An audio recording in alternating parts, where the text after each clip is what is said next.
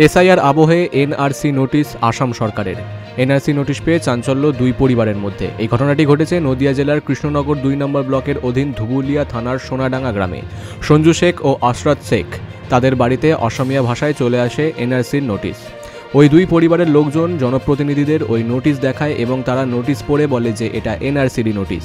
ওই এলাকার তৃণমূল কংগ্রেস তারা বিজেপিকেই দুষছেন। তারা বলছেন বিজেপি উদ্দেশ্য প্রণোদিতভাবে এই অপকর্ম করেছে। 3 তারিখে ধুবলিয়া লোকাল থানা থেকে আমাকে একটা পিওন এসে নোটিশটা দিয়ে যায়। নোটিশটায় পুরোটাই আসামি ভাষায় লেখা রয়েছে, আমি বুঝতে পারি না। তারপরে আমি এখানকার মেম্বারদের জানিয়েছি। ওটা দেখানোর পর ওরা বলল যে এটা এনআরসির একটা নোটিশ। তারপরে এখন আপনি কি ভাবছেন? মুখ্যমন্ত্রী মমতা বন্দ্যোপাধ্যায় কিন্তু আপনাদের পাশে আছেন, তীব্র নিন্দা করেছেন এবং আপনাদের নাম করে তিনি বলেছেন। আপনারা কি ভয় পাচ্ছেন? মুখ্যমন্ত্রী কিন্তু আপনাদের পাশে আছেন। মুখ্যমন্ত্রী আমাদের পাশে আছে। নদিয়ার করিমপুর থেকে অর্ধেন্দু মালাকারের রিপোর্ট, বিগ নিউজ বাংলা।